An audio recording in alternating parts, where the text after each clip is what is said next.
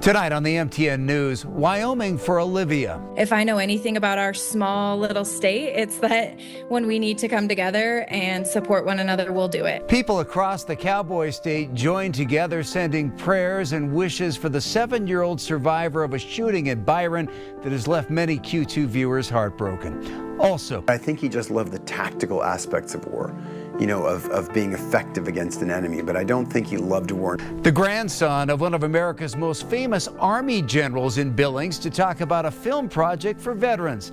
Plus, tonight's action from the all-class state wrestling tournament. Next on the MTN News.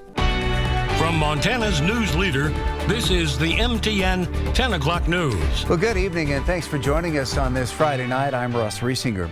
Tonight, many are sending love and support for a 7-year-old shooting survivor who continues to fight for her life in the hospital.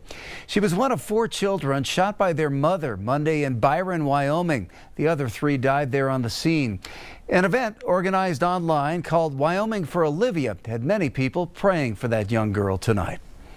Being a small state, when things tragically happen, it's hard to not know somebody that knows somebody. A tragedy that has not only hit the small Wyoming town of Byron hard, but has been felt all around the cowboy state, even hundreds of miles away. I was just sitting around and thinking, I need to do something, and I think God put it on my heart to do something, So she called 2 of her Wyoming friends with an idea to get as many people all across the state to pause for 1 hour from 5:30 to 6:30 Friday night, light a candle, say a prayer. If I know anything about our small little state, it's that when we need to come together and support one another, we'll do it. Yeah, we want to pray for Olivia and, all the little ones affected by the tragedy, and bring her healing, pray for the fathers. I cannot imagine what Cliff and Quinn are going through. It's impossible to fathom that. 4 young children shot, 3 dead at the hands of their own mother, who we're told had battled depression. It's touched a lot of different lives. It's touched people who have had suicides happen to them, who have had postpartum depression, who have lost children. Only 7-year-old Olivia survived and is hanging on in a Salt Lake hospital after brain surgery. I just want her to know that at one point in time, the whole state was standing up and fighting for her and praying for her. And same with everyone involved. Hopefully this helps Olivia. In other news tonight, thousands of U.S. Forest Service employees are losing their jobs, including 360 workers here in Montana. The layoffs are part of a larger push by the Trump administration to shrink the federal workforce and slash government spending. Other federal agencies, including the Department of Energy and the Small Business Administration, are planning similar cuts. The cuts at the U.S. Forest Service will reduce the agency's workforce of around 35,000 employees by about 10%. The move primarily targets employees still within their probationary period. Public safety employees within the Forest Service are exempt. Firefighter jobs also appear to be unaffected, but other roles that support wildfire prevention are being cut. It's still unclear exactly which positions are being eliminated in Montana. Property taxes continue to dominate the conversation at the Capitol in Helena. This week, a new idea has been floated to create a sales tax for property tax relief. Senior political reporter Jonathan Ambarian has the latest. Much of the debate around property taxes this legislative session has focused on the tax rates themselves, but there are also some other ideas for ways to give residents a break from tax increases, including House Bill 489, introduced this week. We view our bill as not in competition, but providing some more diversity to the solutions that are being offered to Montanans by way of property tax relief. HB 489 would allow counties to propose a local option sales tax of up to 4% on things like restaurants, bars, and outfitters and guides. County voters would need to approve the tax, and the revenue would pay for credits, reducing taxes for primary residences and long-term rentals. The bill's getting support from some county commissioners and bipartisan representatives, including Democrat Tom France and Republican Greg Oblander. We have approximately 13 million tourists that come through Montana on a yearly basis.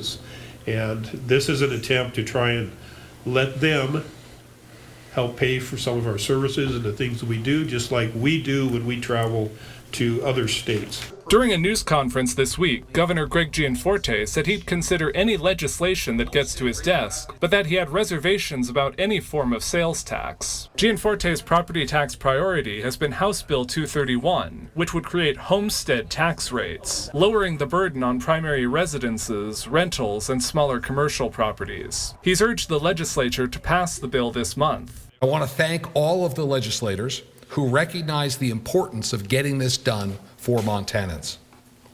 We must continue to boldly address the problems facing hardworking Montanans. The Homestead Bill passed an initial vote in the House last week and got a hearing in the House Appropriations Committee this week, along with a bill that would lower residential property's share of property taxes. But the committee hasn't voted yet on whether to advance either one. HB 489 is scheduled for its first committee hearing next Thursday. In Helena, Jonathan Amberian, MTN News. Well, we're not getting out of the deep freeze anytime soon, plus a chance of some snow this weekend. Let's check in with meteorologist Jason Stiff for the latest. And the light snow continues at this hour, a little bit from the Bitterroot all the way toward Cascade County and Fergus County too. But in our part of the world, we also have the light snow. It's been falling for a few hours. Fairly steady, only light though, not much accumulation, but certainly adding on to what we've already had. We've already had some areas of snow on the I-94 and I-90 corridor, also heading further to the north toward Fort Peck. Areas of light snow around Glasgow and Jordan, heading closer to Poplar, as well as getting closer to Glendive too. Now for the Billings area, we had the light snow. We still have it right now. Not a lot of warmth today. Had a low of 5 and a high of 16, but colder air and heavier snow is coming. Our 7-day forecast in just a few minutes. It's not every day that you get to sit and talk with the grandson of one of America's greatest Army generals, but our David J. did just that today, catching up with Benjamin Patton, the grandson of legendary General George Patton, who's in Billings to talk about a film project involving veterans. The project helps the veterans tell their stories and make films. It's therapeutic, and it brings their experiences to the civilians. My grandfather in 1943 infamously slapped a couple of soldiers during a campaign in Sicily at a time when he thought he was doing the right thing. Benjamin Patton could tell stories forever. He thought he was giving back their sense of honor and their sense of self, but he didn't really understand it. Specifically of his grandfather, General George S. Patton III. The great World War II military leader for the United States was depicted in the 1970 film Patton, though sometimes without context. I think people came away from that thinking that he loved war, but I think he just loved the tactical aspects of war, you know, of being effective against an enemy, but I don't think he loved war. Benjamin's father, George S. Patton IV, also served in the United States Army, attaining the rank of Major General. It's the lives of his father and grandfather that inspired him 13 years ago to start the Patton Veterans Project, which helps veterans with filmmaking. They tend to forget the situation they're in, and they just focus on finishing this film. Hi, can I help you? Hey, yeah, I'm here for the free coffee for Veterans Day. I felt I had no purpose, and I had been retired, and when you're retired, sometimes idle hands. And this has given me a new purpose, to be able to help veterans in a way I didn't know I even could help. Randy Henry worked with 15 to 20 veterans on the film Ledge about veteran suicide. He is now the Patton Veteran Project Director of Operations and says whether it's the military or producing a film, the commitment is similar. It's like a combat buddies. I don't want to let you down, though I'm not going to let you down in this film. Patton and Henry are in town for a Veterans Navigation Network event, hoping to recruit some veterans for filmmaking productions. I love it. This is a blast. We've had a long legacy of service, and while I didn't serve in uniform, I feel like I'm serving out of uniform right now in a way that perhaps is just important. In Billings, David J., MTN News.